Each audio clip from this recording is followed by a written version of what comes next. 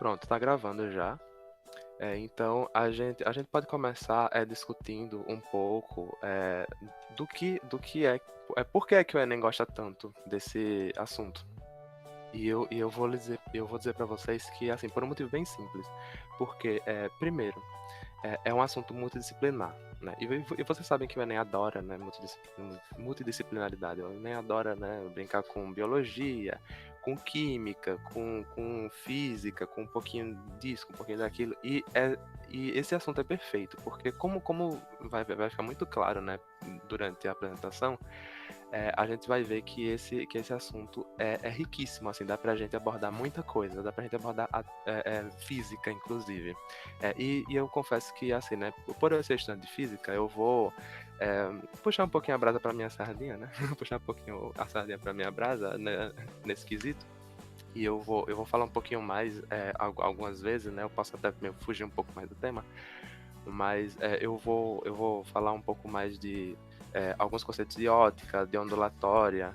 E aí eu já coloquei também uma enquete na outra turma, né, na turma de física, que é dia de segunda-feira, né?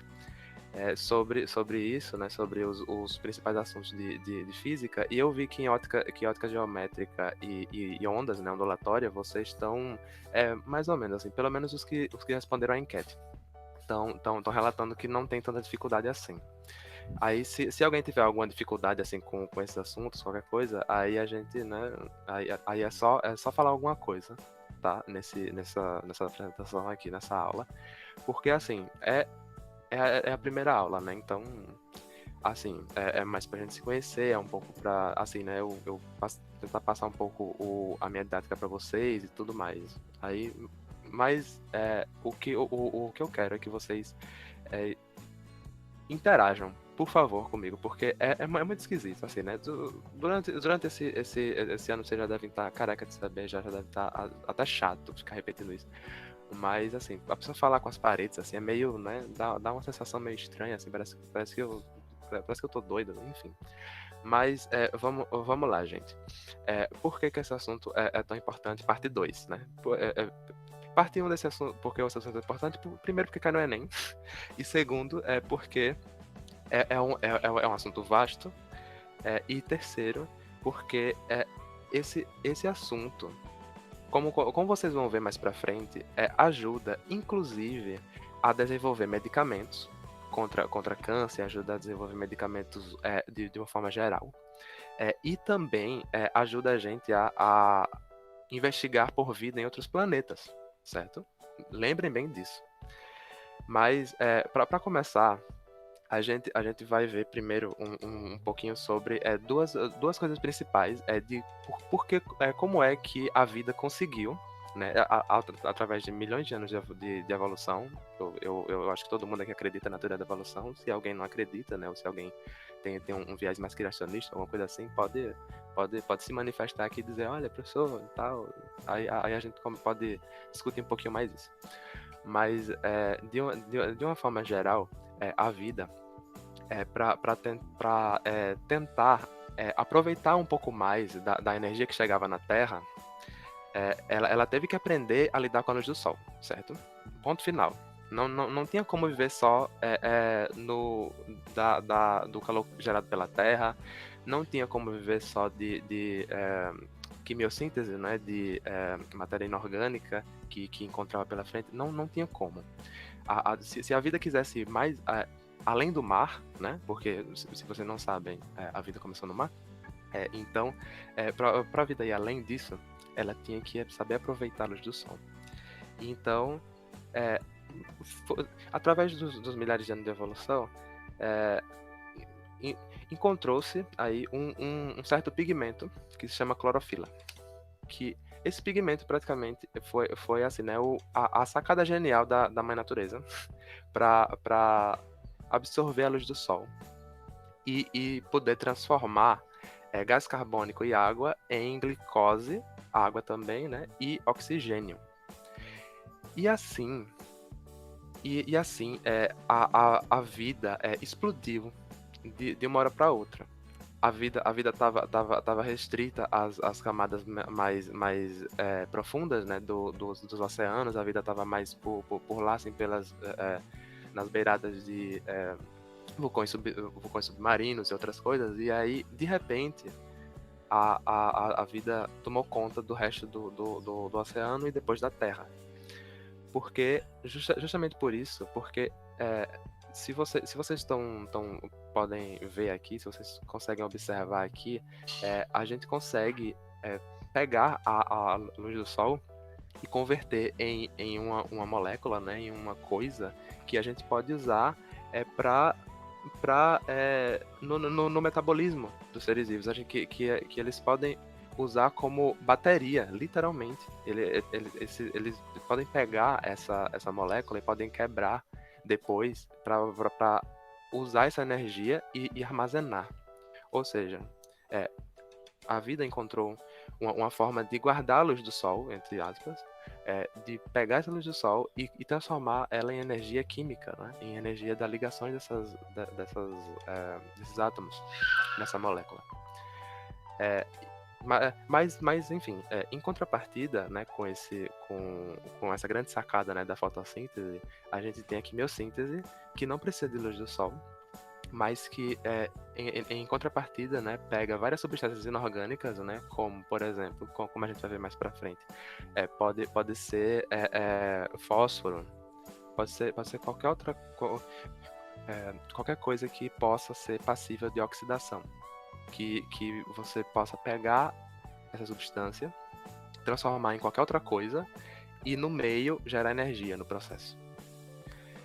E com essa energia você pode fixar o carbono que tem na atmosfera. Você pode, né, usar essa energia para respirar, basicamente. Você pode usar, né, a energia que você pega de fontes, né, que não são necessariamente a luz do sol. E você pode transformar esse carbono aqui que está vindo para você em substâncias orgânicas.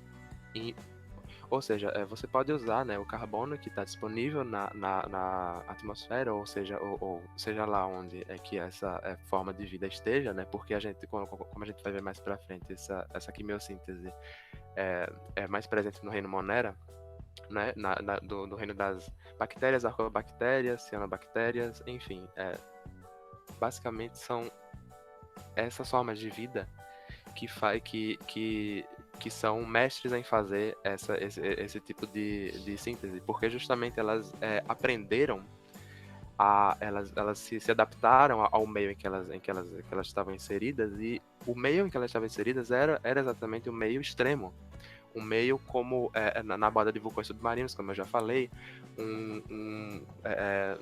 em fontes termais, enfim, muitas vezes esses meios, ou quase sempre, não estavam não recebiam luz do sol.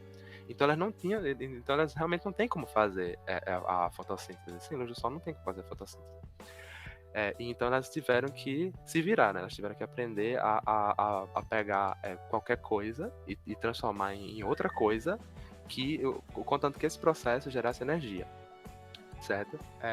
Eu tô explicando as coisas assim um pouco mais superficialmente, digamos assim, como vocês podem ver. Eu não tô nem fazendo a análise dos números do NOx, dos componentes químicos, né, e tudo mais, porque assim, também se vocês quiserem, eu posso, né, no final da aula, né, se todo mundo tiver afim, eu posso tentar fazer essa análise aqui com vocês bem rapidamente, para vocês verem que realmente essa forma do átomo de carbono, né, esse átomo de carbono, ele possui uma oxidação, né, um número de oxidação menor do que esse aqui.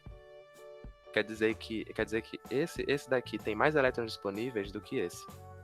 Quer dizer que esse daqui tem uma energia maior do que esse, basicamente. Então, né, se vocês quiserem, depois a gente pode entrar um pouco mais em detalhes nesses aspectos.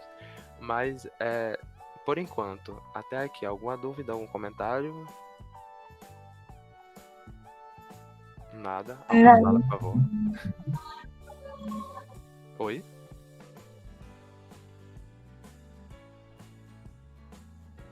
O professor, não tô entendendo muito bem, não. Qual parte? sobre essas substâncias que você tava falando. Sim, você quer um exemplo? Uhum. Essas substâncias inorgânicas. A gente vai ver mais pra frente agora.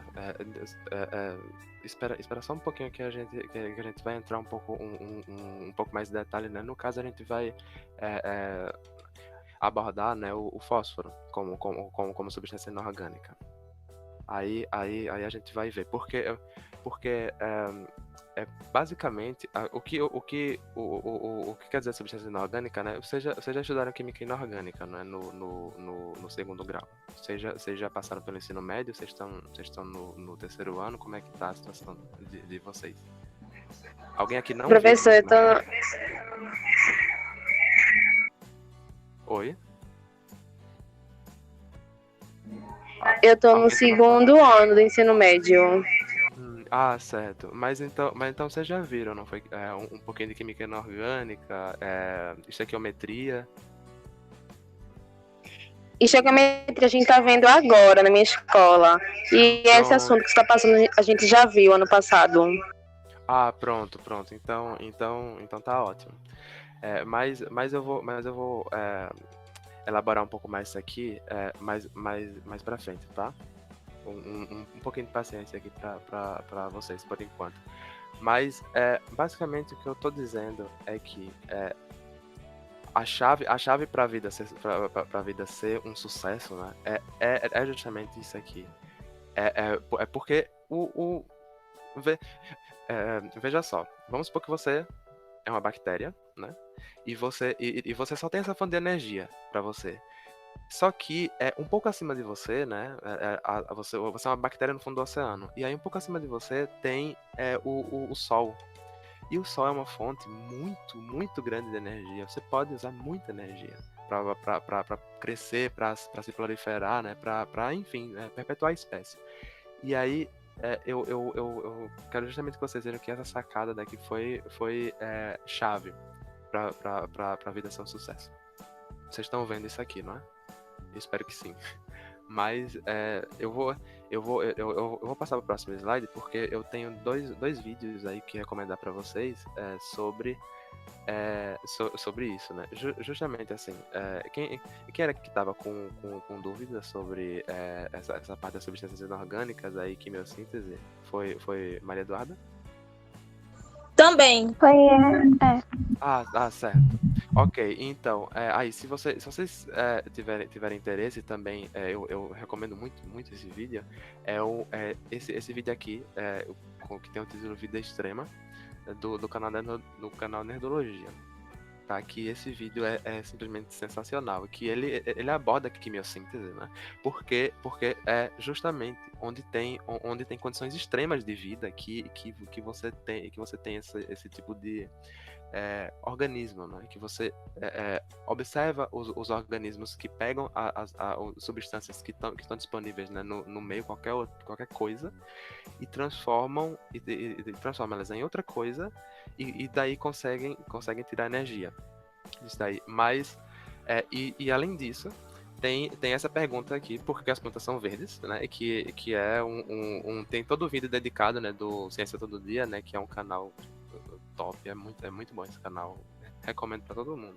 É um canal de física, né? Assim, puxando essa sardinha para minha Brasil novo, né? É um canal que fala de física, mas esse vídeo em particular tem muita biologia. Porque justamente ele aborda esse processo aqui. Ele aborda a fotossíntese como um todo. Porque, veja só, vocês estão dando. Estão dando ou já deram ondulatória em física no ensino médio ou não? Talvez a menina que falou comigo agora, né, que tá no segundo ano, não tenha dado ainda. Como eu já terminei meu ensino médio, já deu. Mas eu me esqueci Sim. muito. Ok. Não, tudo bem, não tem problema assim, isso daqui foi só pra sondar um pouco como é que tá o nível de vocês. Mas vamos lá. Vocês, eu espero que vocês saibam, mas assim, se você não sabe, não tem problema nenhum, porque eu vou dizer agora, é que a luz branca, ela é composta por todas as cores, né? Se você passa a luz branca por qualquer coisa, né? Por um vidro ou alguma coisa assim, você consegue ver que forma um arco-íris, né? Ou seja, você decompõe a luz branca em vários comprimentos de onda, né? Em várias cores. E aí você tem lá as cores do arco-íris. E as coisas têm cor justamente por quê? Porque elas absorvem algumas cores e refletem outras. No caso, a folha é verde porque ela reflete justamente o verde. A luz branca bate nela, ela absorve todo o resto de luz que tem, né? Todos os comprimentos de onda que ela recebe, ela absorve e ela reflete o verde. Aí você me pergunta, se esse processo aqui de transformar gás carbônico em glicose e oxigênio usa a energia do Sol, então por que você vai refletir alguma luz que está vindo para cá? Não faz sentido. O bom era se essa folha fosse preta. Por quê? Porque justamente a cor preta tá indicando que ela tá absorvendo tudo que tá vindo para ela. Ela tá absorvendo toda a luz que tá incidindo sobre ela. E então, não seria mais vantajoso se a folha fosse preta? Aí justamente nesse vídeo aqui, ele diz que a razão principal dessa folha não ter essa cor preta, né, justamente é porque o pigmento clorofila, ele pode não ser o mais eficiente em produzir energia, né? Porque ele está rejeitando uma cor que, se vocês forem verem lá o pico de emissão do Sol, o Sol emite justamente muita energia na faixa do verde.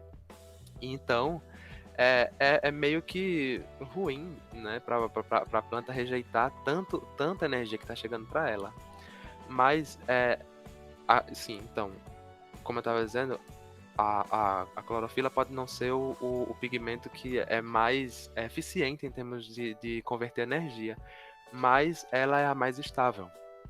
E é isso que conta para a evolução. É isso que eu quero que vocês, assim, se vocês estiverem viajando no que eu estou dizendo, o que eu espero sinceramente que não, mas o que eu quero que vocês saiam daqui sabendo é que o que ganha a corrida da evolução, né? O que prevalece não é o mais eficiente necessariamente, é o mais estável. A natureza ela procura quase que inerentemente ela procura estabilidade e estabilidade a longo prazo, né? Não adianta porque, assim, de nada adianta você ter um pigmento super ultra eficiente que absorva 99% de toda a luz que incide sobre ele, e só se ele vai ser destruído um segundo depois ou uma hora depois. A vida não tem duração de uma hora. A vida tem duração de milhares de milhões de anos. Ou seja, o que vai importar para a natureza é justamente a estabilidade. Se o seu pigmento não for mais eficiente, mas for mais estável, então provavelmente você vai ter sucesso evolutivo. Certo? Se vocês verem esse vídeo aqui, vocês vão entender muito mais, assim, porque ele explica assim de uma forma genial, de uma forma inclusive muito melhor do que eu estou explicando agora. Mas antes da gente passar para a próxima slide, onde justamente eu vou falar mais sobre a quimiossíntese, né, que a Marida estava perguntando. Alguma pergunta? Vocês conseguiram captar o que eu falei? Ou eu tô falando muito rápido? Ou alguma coisa?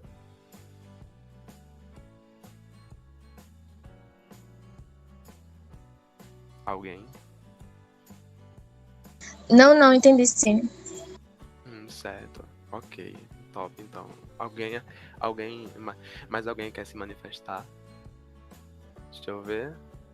Alguém falou alguma coisa? Tá tranquilo. Top. Então, bom. Então, vamos ver agora um pouquinho de contexto sobre isso aqui, né? Porque, assim, o Enem, além dele adorar essas coisas de interdisciplinaridade e tudo mais, né? Porque justamente esse do metabolismo energético é muito interdisciplinar. Ele gosta muito de colocar contexto, né? Ele gosta de colocar fatos que estão acontecendo ou que estão em trending topic, né? Como se diz hoje, é, no, no, nas redes sociais e na mídia como um todo. E ele gosta de trazer isso para discussão, né? Ele gosta de dizer, olha, sabendo que coisa tal foi descoberta, sei lá, em 2019, digamos. Sabendo que coisa tal foi descoberta, veja como isso pode ser aplicado nisso daqui, ou então veja como a quimiossíntese pode ser aplicada nesse contexto. Então, para você, eu não sei se vocês souberam, mas inclusive saiu na Folha de São Paulo, uma molécula foi detectada em Vênus, certo? E que ela é um forte indicativo de que possa com certeza existir vida em Vênus, né? Mas assim, não a vida, não necessariamente a vida que a gente conhece, que a gente conhece hoje. Não quer dizer que lá tem um monte de ETzinho. Não é isso. Talvez seja organismos, né? Ou do reino Monera, ou então organismos bem simples, né? No caso da atmosfera de Vênus. E aí esse gás, não foi essa molécula que eles detectaram, foi a fosfina.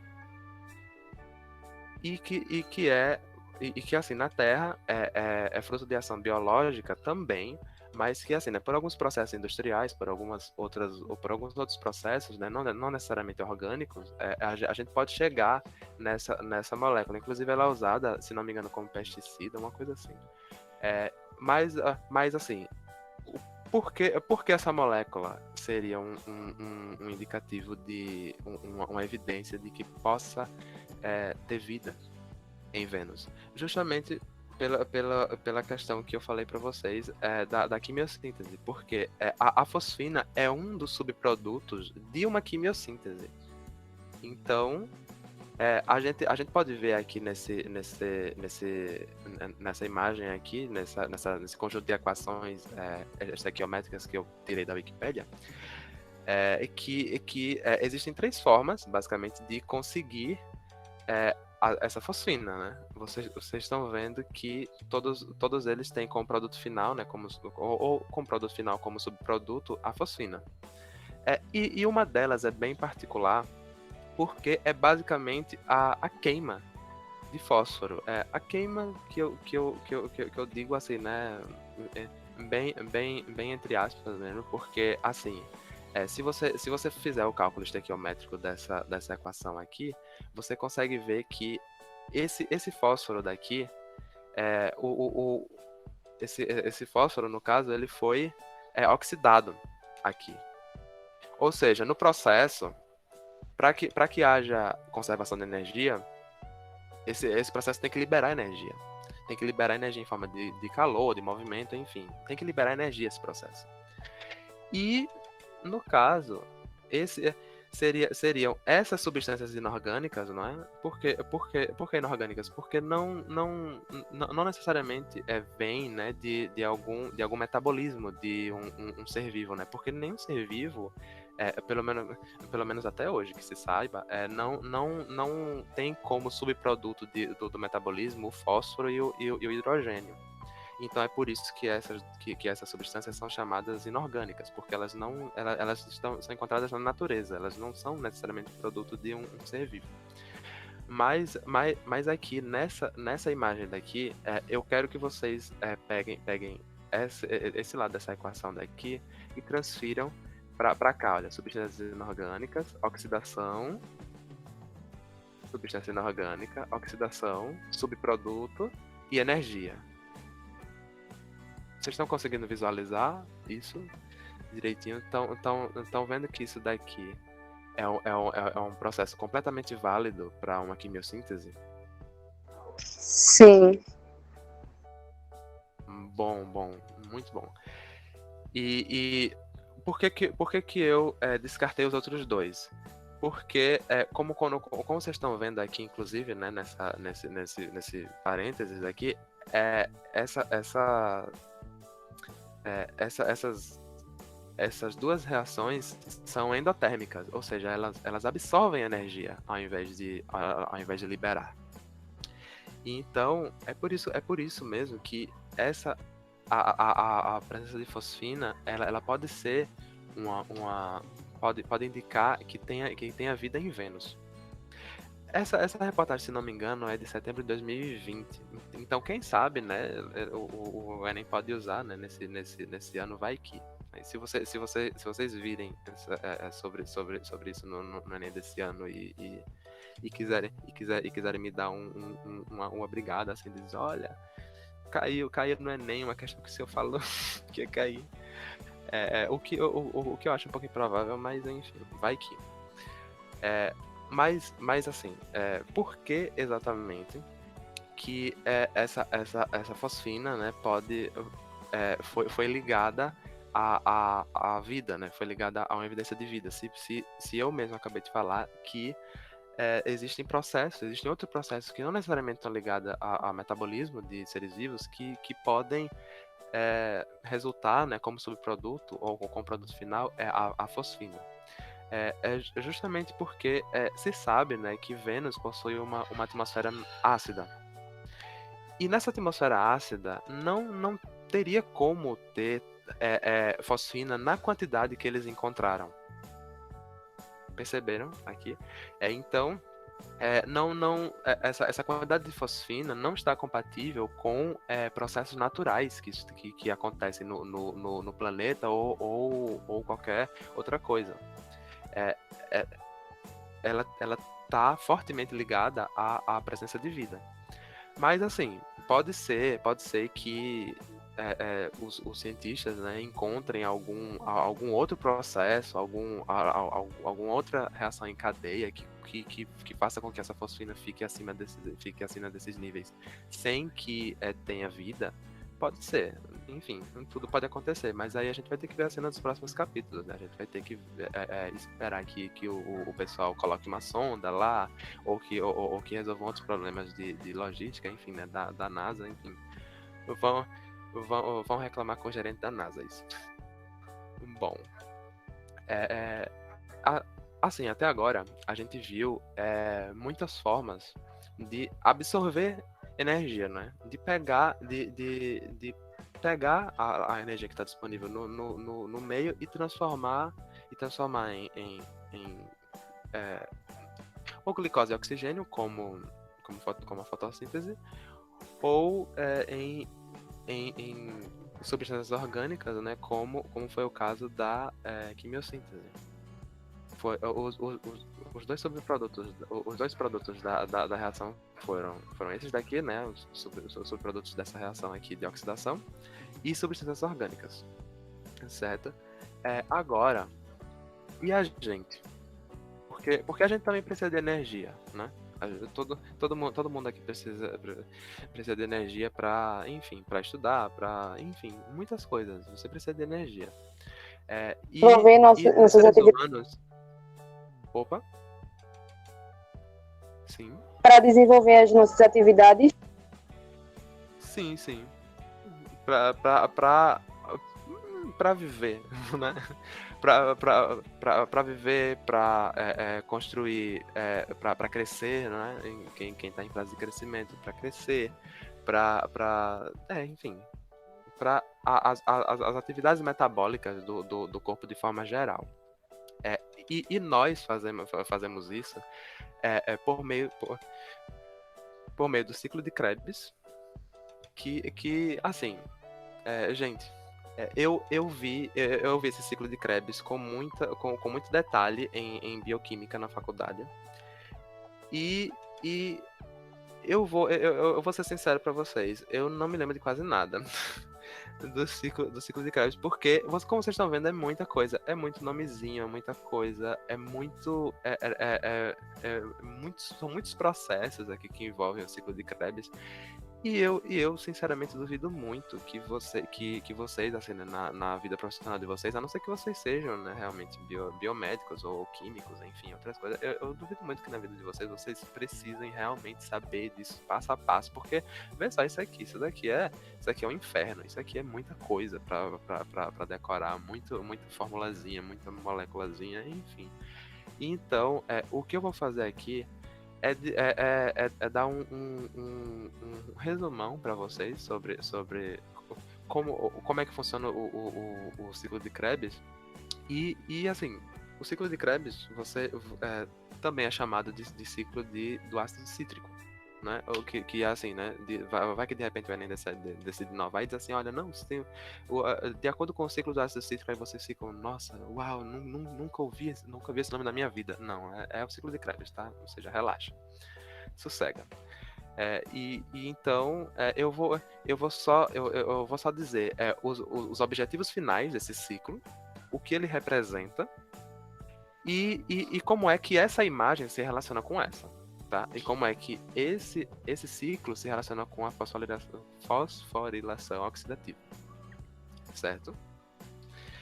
Mas enfim, qualquer coisa aí que vocês né, quiserem falar, ou então quiserem comentar, qualquer coisa aqui nessa imagem, assim, qualquer coisa específica que vocês quiserem saber, não tem problema também, a gente desenrola aqui. Mas, assim, antes de eu chegar nessa parte, foi Maria Eduarda que me perguntou, não foi sobre a quimiossíntese? Com essa explicação aqui que eu dei, com essa contextualização rápida que eu dei, ficou mais claro a questão das substâncias inorgânicas transformadas em subprodutos e em energia? Ficou mais claro?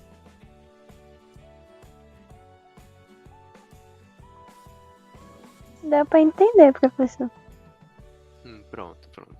Ah, ok. Top. Então vamos passar por aqui. Então, se ninguém tiver mais nenhuma pergunta até aqui, vamos continuar com a vida. Segue a vida aí sem tempo, irmão, porque né, tem muita coisa para ver. O Enem já tá o Enem desse ano já tá quase batendo na porta.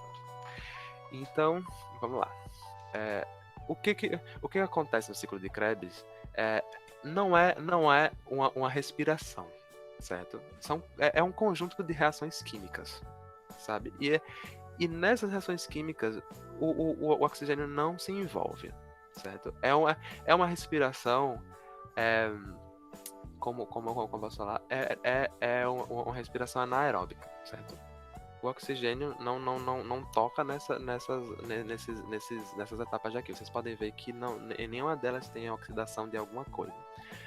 Porque o objetivo principal do ciclo de Krebs é pegar a glicose e ir quebrando ligação por ligação, certo? Porque a glicose ela tem 6 carbonos, né? Na estrutura dela ela tem 6 carbonos. Cada ligação dessa possui uma energia, certo? Possui uma energia X, digamos. Aí você quer quebrar todas essas ligações, todas as que você puder, para conseguir o máximo possível de energia. Você não quer deixar nenhuma para trás. Então no ciclo de Krebs acontece o seguinte: a glicose ela se divide, né, em duas. Por meio da enzima, né, da glicólise. Então, a gente tem assim glicose, 2 piruvatos, certo? A gente começa com uma molécula de glicose, dá 2 piruvatos, e cada um desses piruvatos ele vai entrar no ciclo de Krebs justamente ou por essa via ou por essa, ou pela via ou esse piruvato ele vai se transformar em acetilcoenzima A, ou ele, por meio de algum processo aqui que eu não estou vendo, porque tá preto no fundo preto, por algum outro processo aqui, provavelmente o processo enzimático, ele se transforma nesse nome aqui que eu não estou conseguindo ler, é oxaloacetato.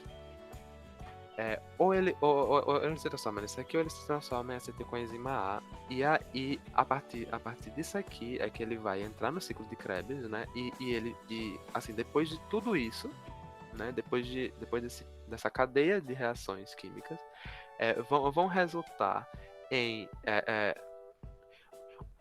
uma molécula bateria, digamos, porque nós temos duas moléculas baterias no nosso corpo.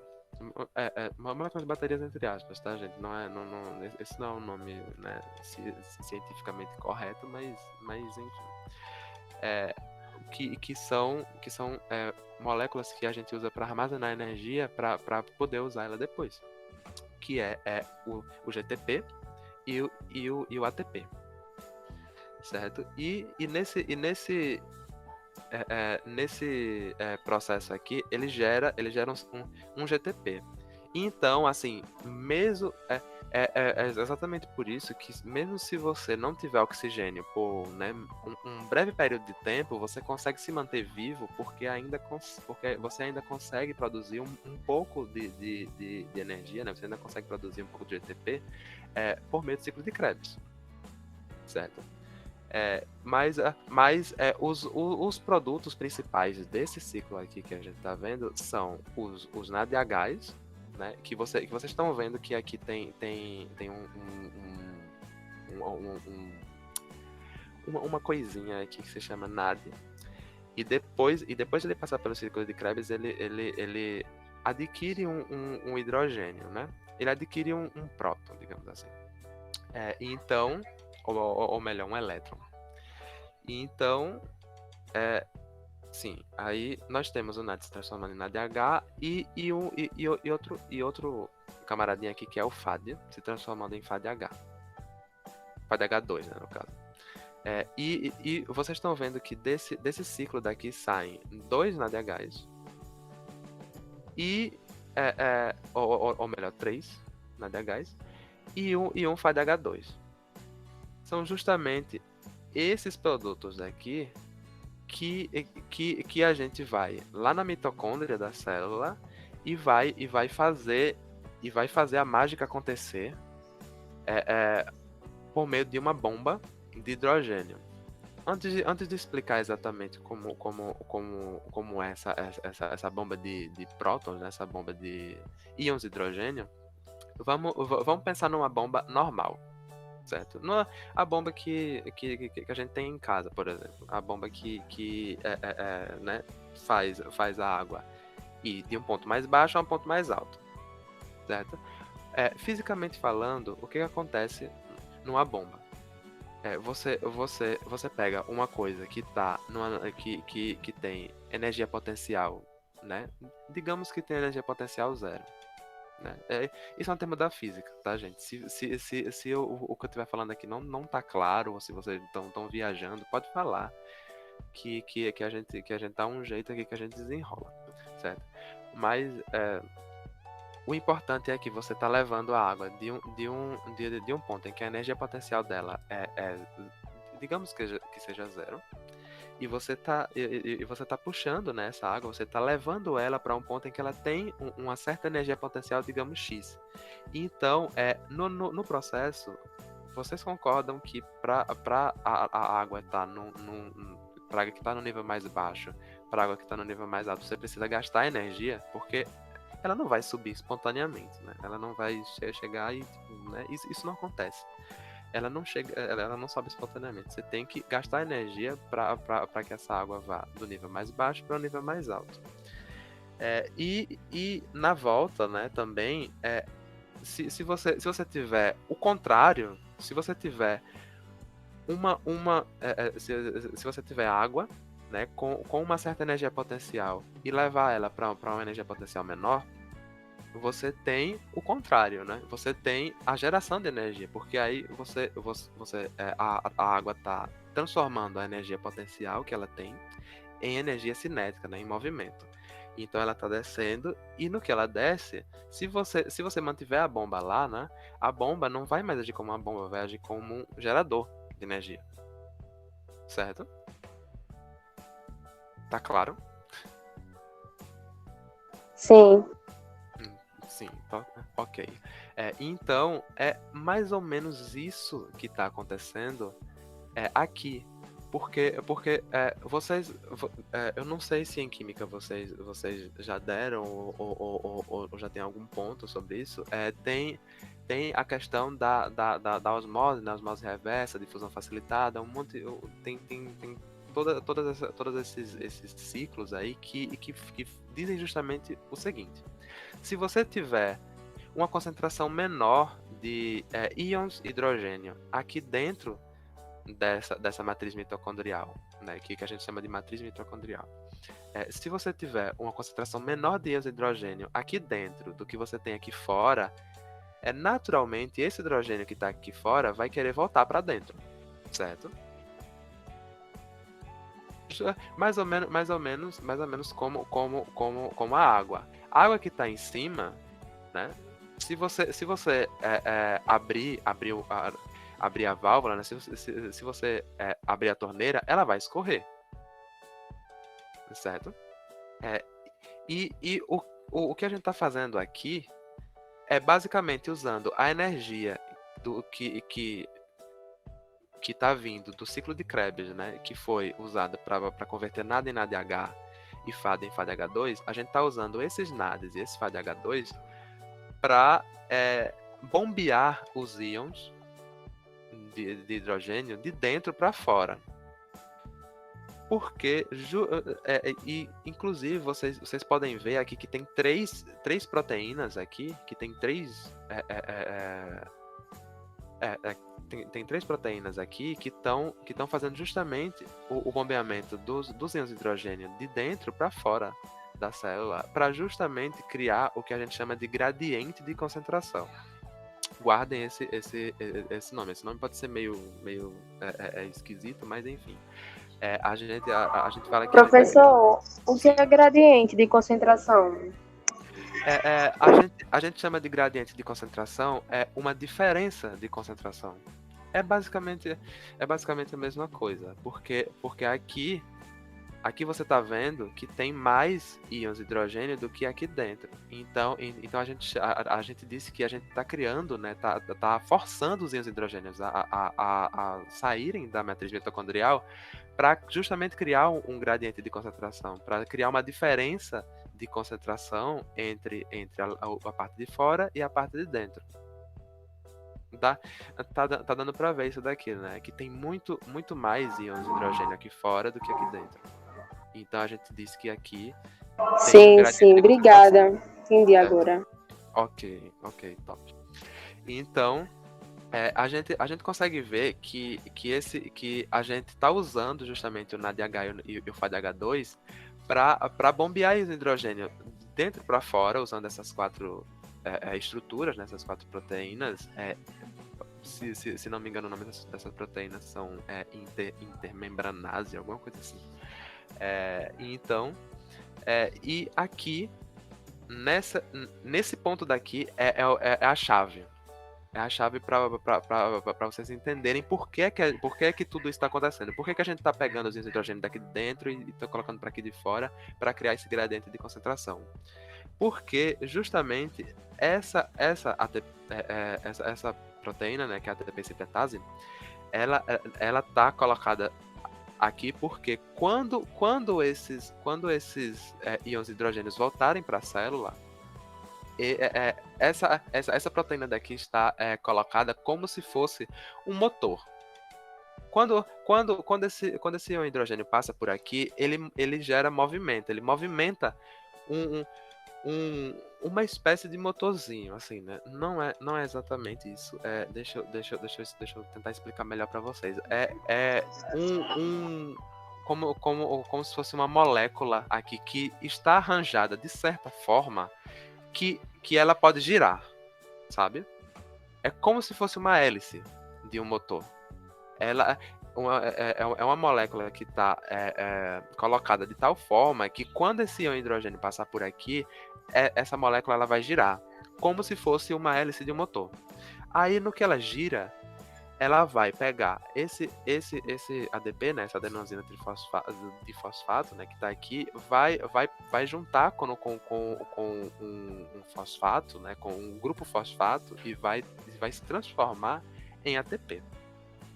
Então, basicamente o que a gente está fazendo é usando, queimando, entre aspas, a glicose para bombear os hidrogênios para fora, e quando esses hidrogênios eles voltam para a célula, eles giram uma turbina, entre aspas, uma turbina de um motor, e essa turbina consegue gerar energia. É basicamente o que acontece na usina hidrelétrica. Você tem água num ponto alto, você tem água num ponto baixo, você faz ela passar por um conjunto de motores, e esses motores geram eletricidade. Gera energia elétrica, né, no caso. E nesse caso, a gente está gerando energia química, que tá justamente nesse grupamento fosfato entrando, né, concatenando, né, se juntando com esse ADP aqui. E é exatamente por isso que esse processo se chama fosforilação oxidativa. Porque o que acontece? Você fosforila um ADP, transformando ele em ATP, né, em trifosfato, né? Tinha dois grupos fosfato, agora tem 3.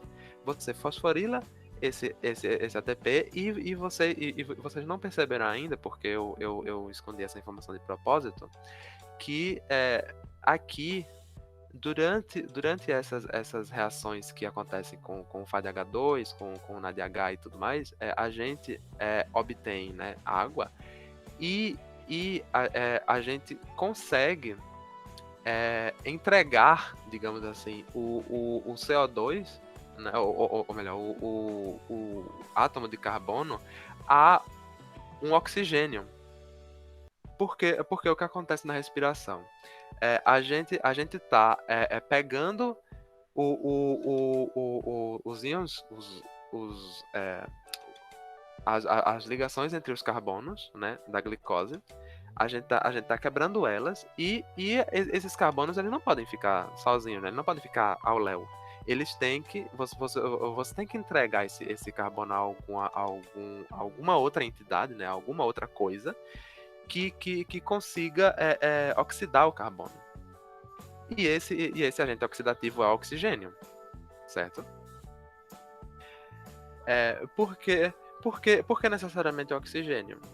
Porque esse agente oxidativo é altamente eficiente, e ele não é tão reativo como, por exemplo, o flúor. O único mais eletronegativo do que ele na tabela periódica, se eu falei grego agora, né? Se eu falando, né?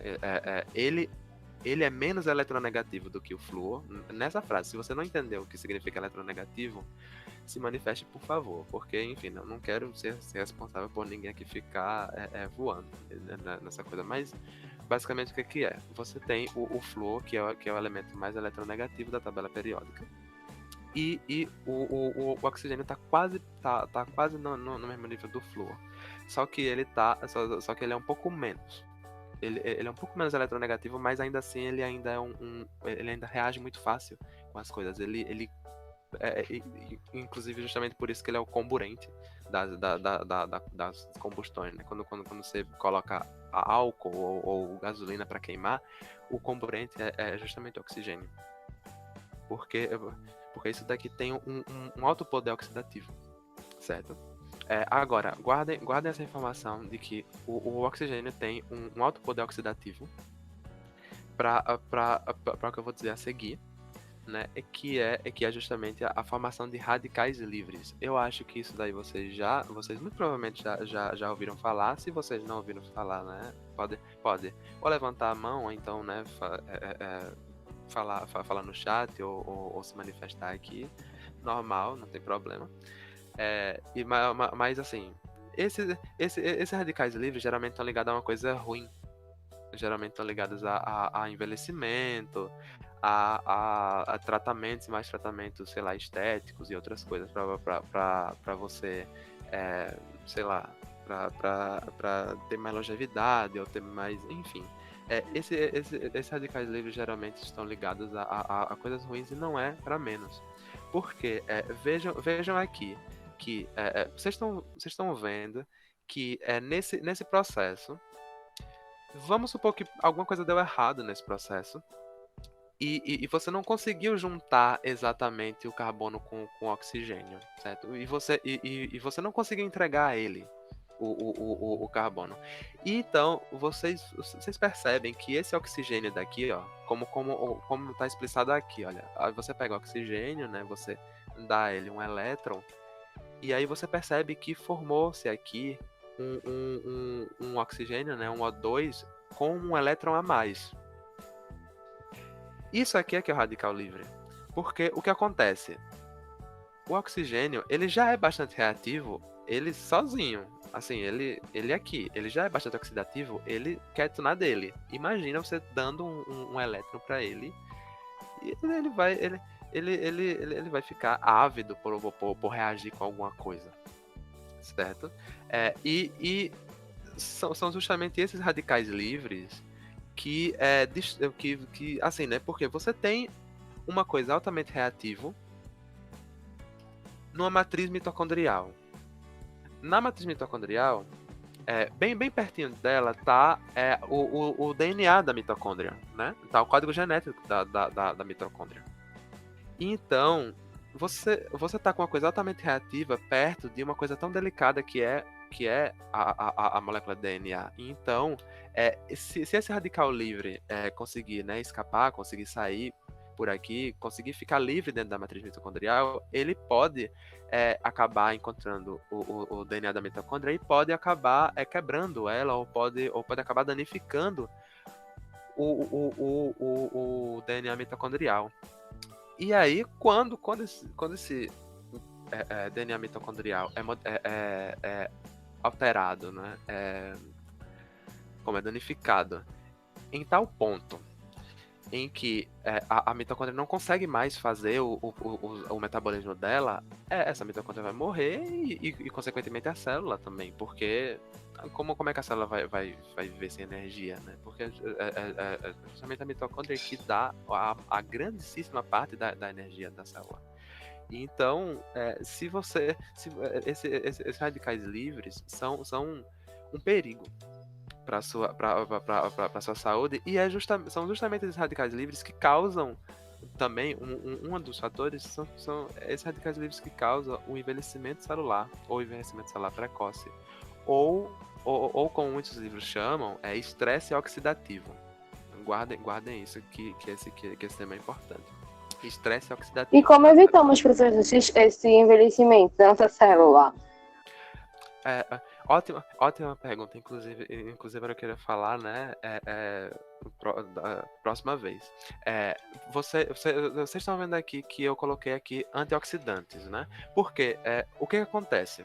O que acontece uma substância é dita antioxidante quando ela tem um elétron a mais, né? E ela consegue doar esse elétron, né, para que esse radical livre que está ávido por um elétron, ele fique ele não fique mais reativo, ele não fique tão ávido por elétrons como ele estava antes. Ou seja, sei lá, é como se esse radical livre tivesse nervoso, tivesse ávido por alguma coisa, e o antioxidante estivesse chegando lá para acalmar, para né, controlar um pouco a situação.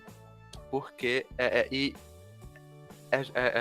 são justamente esses antioxidantes que a gente ouve falar tanto no meio nutricional, né? Para quem for fazer nutrição, vai escutar muito isso na vida, porque aí vai ficar falando, sei lá, castanha do Pará tem muitos antioxidantes, uva passa tem muitos antioxidantes. São justamente esses agentes aqui que conseguem doar um elétron para o radical livre, para ele ficar na dele, para ele ficar não mais reativo. Agora você entendeu? Quem foi que perguntou? Foi eu, professora Isadora.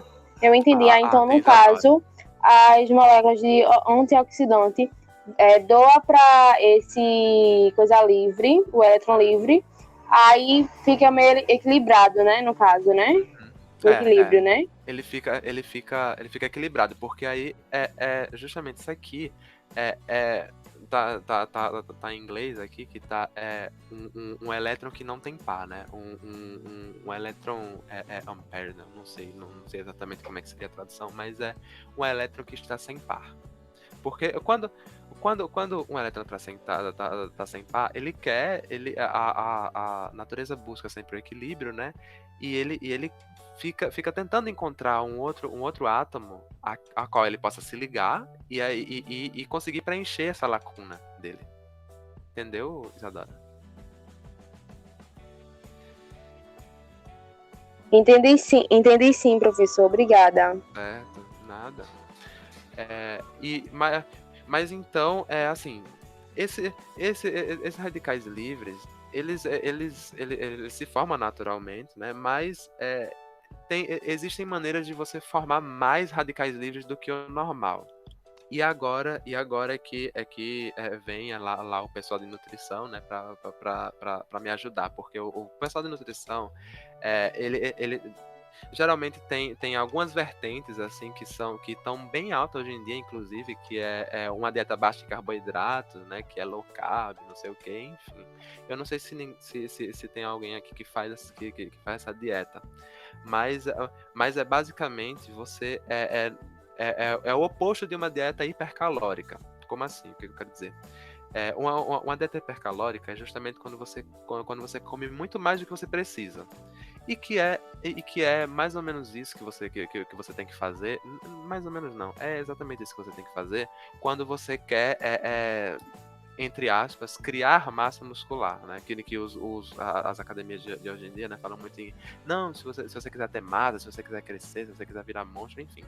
Se você quiser ter mais massa muscular, você tem que ter uma dieta hipercalórica, porque é justamente, né, essa dieta hipercalórica vai permitir com que você consiga construir mais músculo, porque os músculos, né, a sua carne, as veias que vão irrigar o sangue, tudo isso tem que vir de algum lugar, e vem justamente da comida, e nesse caso é bem quase literalmente, você é o que você come. Se você come mais, você vai ter mais material disponível para você poder, para os seus músculos poderem crescer, para, enfim, muitas coisas. Mas, Ô, em professor, contrapartida, sim. mas essa massa que a gente come, que só serve para crescer, não é uma massa ruim não pra gente, não? Como assim a massa que a gente come? Não sei, eu estou explicando, né? Que a gente, que normalmente na academia, que come muito para crescer os músculos, algo do tipo. Então, essa comida que a gente come desnecessariamente, muita, né? Se a gente precisar. Sim. Não faz mal pra gente, não? Exatamente isso, assim, né? Não era pra fazer mal em princípio, porque isso só significa que você tá aumentando a frequência com que essa reação tá acontecendo, concorda? Se você tem mais glicose entrando, você vai ter que fazer mais ciclos, né, como esse, né? Você vai ter que fosforilar mais para poder você ter mais energia, concorda? Ah, entendi agora, entendi.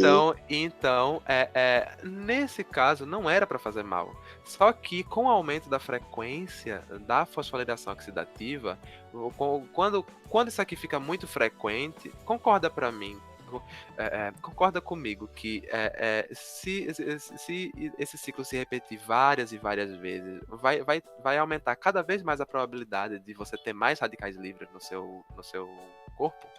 No meio, né, da matriz mitocondrial? Sim. E também aumenta a energia, né, professor?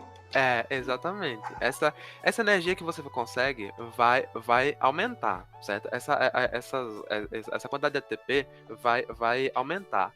E aí das duas, uma.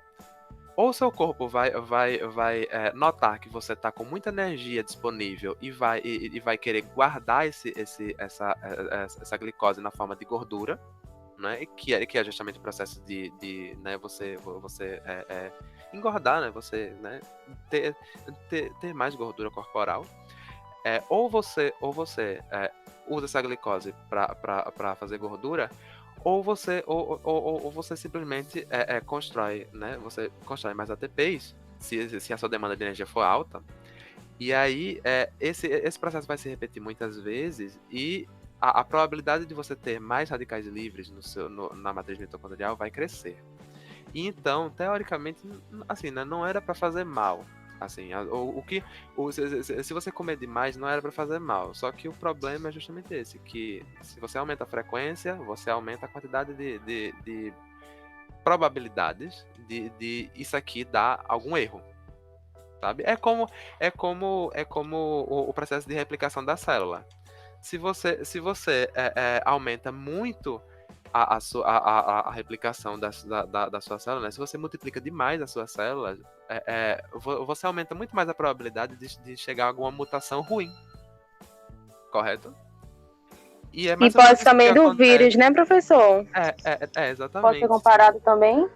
Exatamente. Quanto mais vírus você tiver, quanto mais processo de replicação do vírus você tiver, mais chances tem de ocorrerem erros durante uma transcrição, né, do DNA ou do RNA viral, que a gente vai ver isso mais pra frente em genética.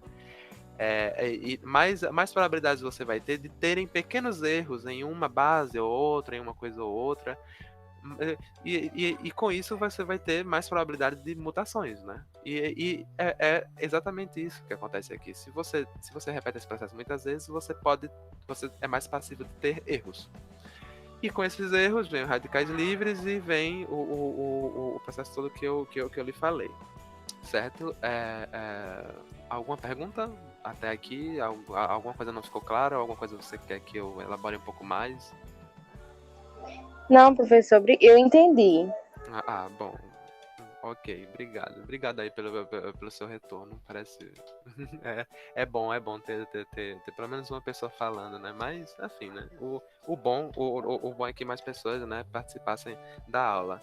Eu tô passando um pouquinho do horário, tá, gente? Desculpem, mas assim, vocês querem que continue? Falta pouco, certo? Porque eu não gosto de ficar me estendendo muito, sabe? Eu não gosto de ficar aí fazendo vocês reféns da aula, dizendo assim, não, olha, mais um pouquinho, mais um pouquinho. Eu não gosto muito de extrapolar o horário, mas vocês tá legal até aqui? Vocês querem que eu continue? Tá legal sim, professor. Ok. Alguém mais? Professor, Comentário? Jamile, ela saiu porque a internet dela não tá pegando. E Eduarda tá aqui do meu lado, porque como a gente tá junto, a internet tá ruim. Mas a minha tá pegando, por isso. Mas ela tá aqui do meu lado. Tá certo. Tá certo. Perfeito, então. Mas aí qualquer coisa, Jamile, né? Pode ver no YouTube quando eu publicar essa aula. Inclusive ela pode ver até mais rápido. Mas enfim, então, se não tem nenhuma objeção, né, com relação a isso, deixa eu ver quantas pessoas estão participando. Temos só vocês duas. Temos só Maria Eduarda e Isadora. Ok, então. Então, vamos continuar. Então, no caso, né, vou contextualizar mais uma vez. Eu não sei se vocês já ouviram falar disso, provavelmente sim. Quando o coronavírus estava mais no auge, né? Quando a Covid-19 estava mais assim, né, em voga, meados de agosto de 2020, mais ou menos, chegou assim uma notícia um pouco polêmica, né? Um pouco não, bastante, porque, né? Falaram até aí de aplicações de ozônio por vias meio suspeitas, né? Meio estranhas. Mas o negócio é que chegou ozonoterapia. Isso aqui tá escrito errado, tá? Não é ozonioterapia, é ozonoterapia. Ozonoterapia é para tratar a Covid, a Covid-19, a doença do coronavírus. Só que vamos pensar aqui.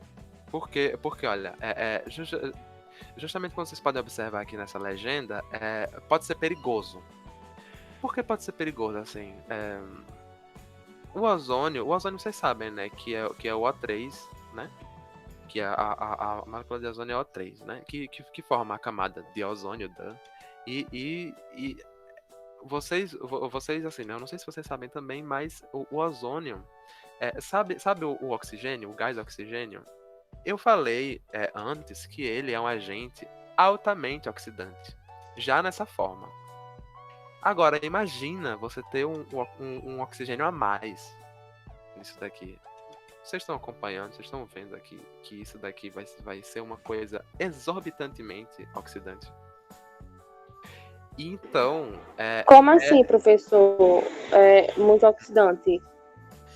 Porque, assim, o oxigênio já nessa forma daqui, ele já consegue, ele já é bastante reativo, né?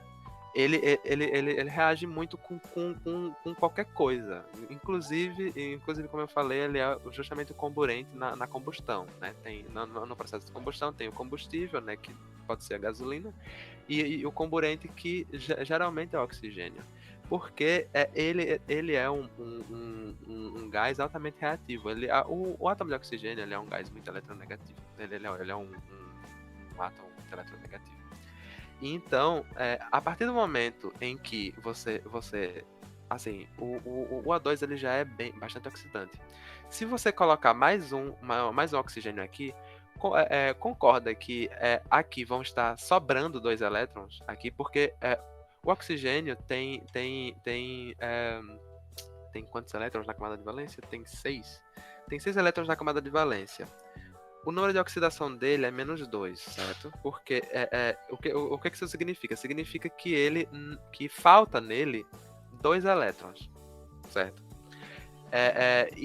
Então ele é reativo justamente porque ele fica procurando alguém que doe esses elétrons ou que compartilhe elétrons com ele para que ele consiga esses 2 elétrons, certo? E então, se você coloca aqui uma molécula de O2, e aí você coloca aqui, né? Você insere aqui uma outra molécula de O2, você vai... Concorda que aqui nesse balanço você vai ter 2 elétrons faltando, certo? Com esses 2 elétrons faltando, essa molécula vai estar ávida para reagir com alguma coisa que faça ela ficar estável de novo, que faça que ela vai estar procurando alguém para que esses elétrons, ou para ela roubar esses elétrons de alguém, ou para compartilhar com alguma outra substância, certo? Entendeu? Sim. Sim, certo. Então, a gente tá vendo que a formação de radicais livres que tem só um elétron a mais. Um elétron a mais já causa esse desbalanço todo, já causa, já pode chegar a ser letal, né, para a mitocôndria, né? Já pode vir a desestabilizar completamente a molécula DNA do DNA mitocondrial. Imagina você pegar um agente que é muito mais oxidativo do que o oxigênio, do que o gás oxigênio, que é o ozônio.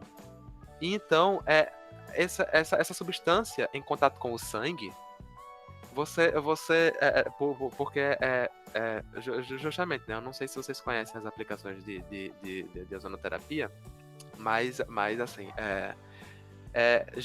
geralmente é via intravenosa, geralmente é alguma coisa assim, né? Ou fazem lavagem do sangue, né? Que você tira o sangue da pessoa, submete esse sangue a uma dose X de ozônio e depois volta e depois coloca esse sangue de volta na pessoa para voltar a circular.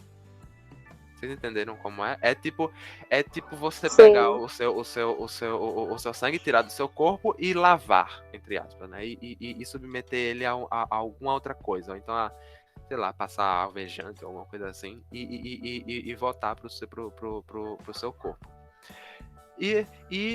Eu acredito, né? Porque, assim, eu tive o prazer, ou o desprazer, né, de conhecer uma pessoa formada em ozonoterapia, que tem mestrado, inclusive, em ozonoterapia, que ela afirmava que, assim, você sabe que... O argumento que ela usava era, você sabe que o oxigênio, ele tem poder curativo, né?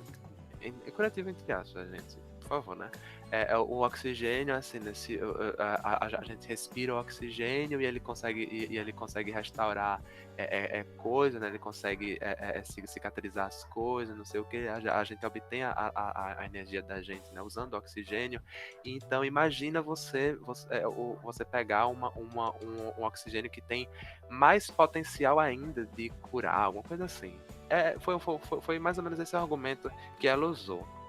Esse argumento é completamente desembasado? Não é. Porque o oxigênio faz parte do nosso metabolismo, certo? Só que você acabou de ver qual é o impacto de ter um agente oxidante demais, né? Um agente altamente oxidante na mitocôndria, né? Agora, imagina isso muito mais. Imagina o ozônio chegando lá. Isso daqui talvez dê muito ruim, sabe? Vocês estão entendendo? Vocês estão me acompanhando? Sim. Sim. Então, é sobre isso. É sobre isso que a ozonoterapia ela não tem respaldo científico até hoje por causa disso. Porque vários estudos foram inconclusivos. Quando chega em ozônio, né, em ozonoterapia, vários estudos foram inconclusivos, porque não tem como você saber de certeza quais são os efeitos desse ozônio na sua corrente sanguínea ou em qualquer outro lugar do seu corpo. Então não tem como a gente saber a priori o que vai acontecer lá, nem a curto prazo, muito menos a longo prazo.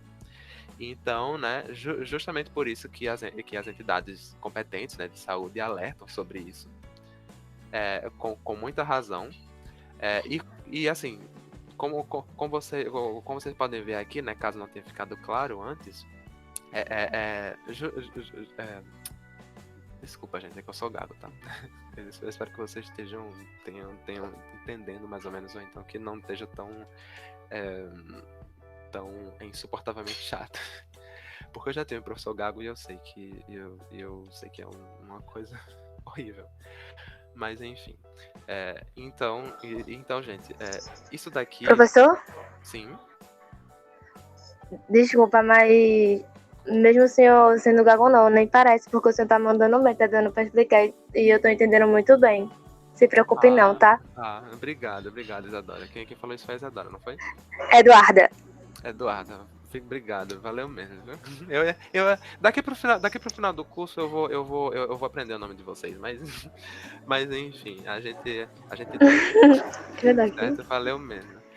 Então, vejam aqui como essa molécula é muito mais oxidativa do que essa daqui, porque olha, veja, essa molécula daqui, por mais que ela seja reativa, ela tá paradinha na dela, sabe? Ela tá aí de boa, tá aí tomando uma cervejinha lá no bar dela, tá de boa.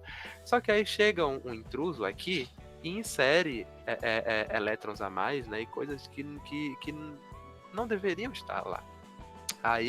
Aí aqui, né, no passo 4, ele tá justamente explicitando que o ozônio ele tá performando, né, ele tá participando ativamente de oxidação, né, de processos de oxidação e funções de decomposição. Decomposição, quero dizer, decomposição de compostos químicos, né, de compostos tanto inorgânicos quanto orgânicos, certo? Então, assim, se vocês manjam do inglês, eu espero que essa parte tenha ficado claro. Mas, e isso daqui eu posso deixar para explicar depois. Mas já que a gente está terminando, né? Esse daqui é o último, é o último slide, né? A última apresentação. Eu já fiz pão em casa, tá? Eu já fiz pão em casa. Eu faço bolos. E quando eu comecei foi um desastre, sabe? E só que, assim, foi um desastre porque eu não tinha conhecimento justamente disso aqui e disso aqui. Porque vocês, só olhando esses dois processos daqui, esses dois processos químicos, vocês conseguem saber qual seria um processo biológico e qual seria um processo só químico?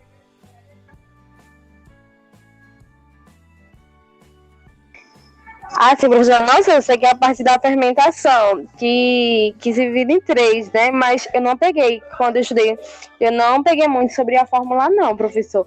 Mas isso a primeira deve ser a glicose, né? Sim. E a outra eu não sei. Eu achava que era essa.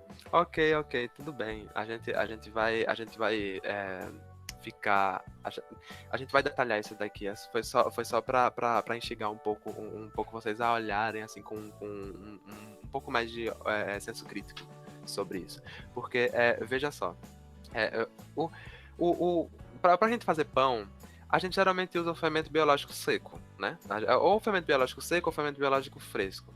Por que o fermento biológico? Porque são leveduras, são micro-organismos que estão lá, micro-organismos vivos que estão lá para fazer ativamente a transformação de glicose em etanol, né, em álcool, que foi assim.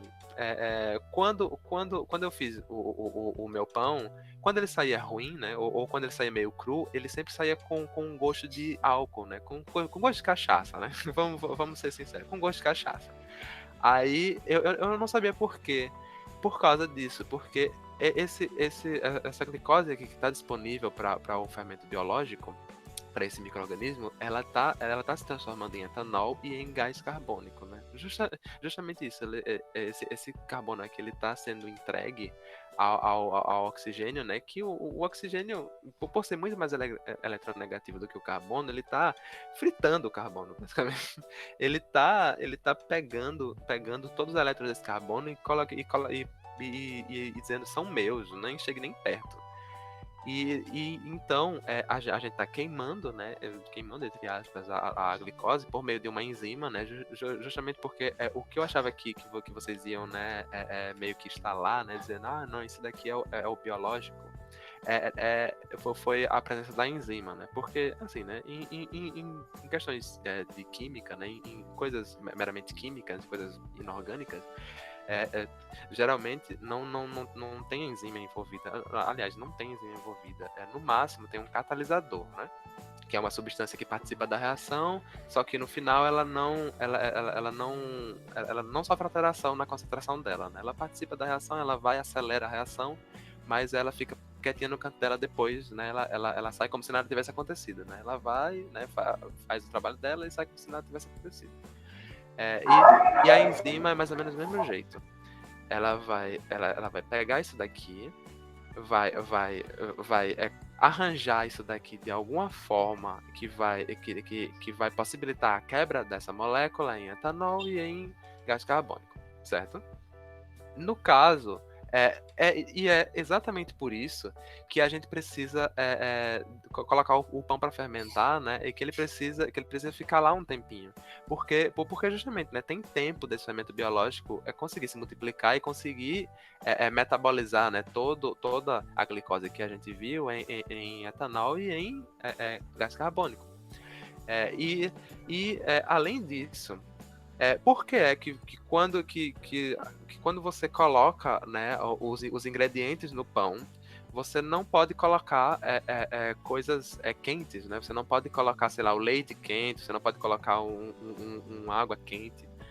Justamente por causa de duas coisas. Primeiro, essa enzima daqui, assim como todas as enzimas do corpo humano, ela possui uma temperatura ótima de trabalho. Guarda essa informação, por favor, essa informação é importantíssima.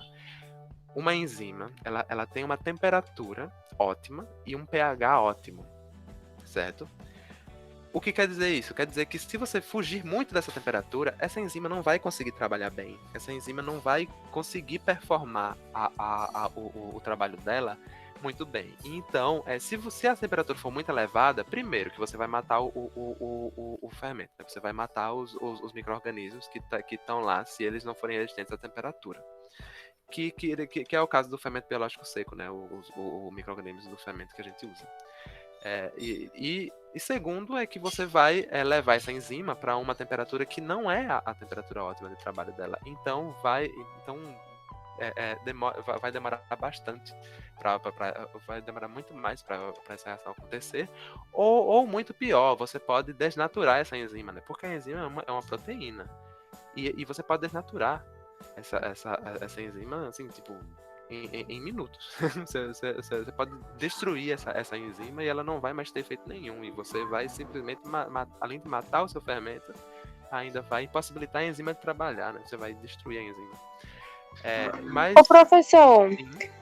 mas vou usar a que a gente conhece mais, que é alcoólica, né? Quiser fazer pão, cerveja, essas coisas assim. Aquele ácido que é liberado, que eu acho que é o ácido pirúvico. Ele é convertido no etanol e no gás carbono, né? Sim. Aí, esse fermento, ele só serve pra massa crescer, né? Mas só isso, né? Ele morre aí, ele só serve para massa crescer. O que a gente está interessado é justamente nessas moléculas de gás carbônico, porque justamente são essas daqui que a gente que o site lá, né, que, enfim, eu vou publicar esses slides no Classroom, e aí embaixo deles vão estar os links dos sites que eu usei para fazer essa aula, que eu consultei para fazer essa aula. E então aqui a gente tá vendo que é basicamente essa função dele realmente, que ele tá aí só para fazer a massa crescer, que ele não tá aí para mais nada mesmo. Inclusive, né, quando o pão vai pro forno, esse fermento biológico vai morrer, né? Porque o forno, né, a temperatura 180 graus, ele não resiste, né, a essa temperatura. Sim, Ô, professor, então no caso, o etanol e o gás carbono, ele só serve pra massa crescer e pronto, e morre, Não desenvolve mais algo, não? Não, é só para massa crescer. E o álcool, ele age apenas como subproduto da reação, assim, né? Não é útil, né? No caso do pão, porque aí você vai colocar ele no forno e o etanol vai simplesmente ir embora, né? O etanol vai evaporar, né? Aqui ele tá líquido, mas aí quando você fornece um pouco de calor para ele é bastante volátil. Ele consegue evaporar, né, com muita facilidade. Então, se você colocar isso daqui no forno de 180 graus, ele vai simplesmente evaporar e acabou. Enfim. E agora, se você... isso daí é no caso do pão. Só que imagina esse processo daqui no vinho. Que é exatamente isso que ele faz. Que o fermento, a fermentação do vinho, né, ela faz, que é pegar moléculas de glicose, de sacarose, seja lá o que for, transformar em etanol, e é exatamente por isso que você está fazendo isso, né? Você está fermentando e o seu objetivo não é mais o gás carbônico. O gás carbônico agora virou um subproduto. O que você está interessado é no álcool, você está interessado no etanol, porque, enfim, né, é uma bebida alcoólica ou por qualquer outra coisa. Entendeu, Eduardo? Entendi, professor. Certo. Ok, agora, no caso químico, aí é outra coisa, porque assim, né, no fermento químico, basicamente o que a gente tem é bicarbonato de sódio. Se você não manja aí da nomenclatura de química, assim, eu também não manjo não, mas enfim, a gente finge que sim, né? Enfim, é hipocrisia. Aí a gente tem aqui bicarbonato de sódio, e que aí quando aquecido, né? Aqui, faça de conta que tem um parênteses aqui, né? Calor. Quando aquecido, ele se transforma nesse negócio aqui que eu não faço ideia do que seja. mas o objetivo final, né? É que isso aqui se transforme em alguma coisa e gás carbônico, certo? Dióxido de carbono, né, no caso. E vocês estão vendo que essas duas reações servem para mais ou menos o mesmo objetivo, que é fazer a massa crescer, né? Que é gás carbônico. Só que tem uma coisa, quando você usa fermento químico, Justamente porque essa reação daqui, ela não tem muita energia, né? Ela não precisa de muita energia para acontecer, né? Ela não tem uma variação de entalpia tão alta assim. Essa reação não precisa de muita energia para ocorrer, e então você coloca o fermento químico e você tem que imediatamente já levar o teu pão ou o teu bolo pro forno. Porque justamente, se você demorar, você pode dar tempo desse bicarbonato de sódio se transformar em CO2. E aí você perde completamente o seu objetivo final. Porque justamente seu objetivo final era fazer esse CO2 ser formado na massa que está assando, né? Aí lá, ficar lá guardadinho, né? E aí a massa ir crescendo, a massa ir expandindo.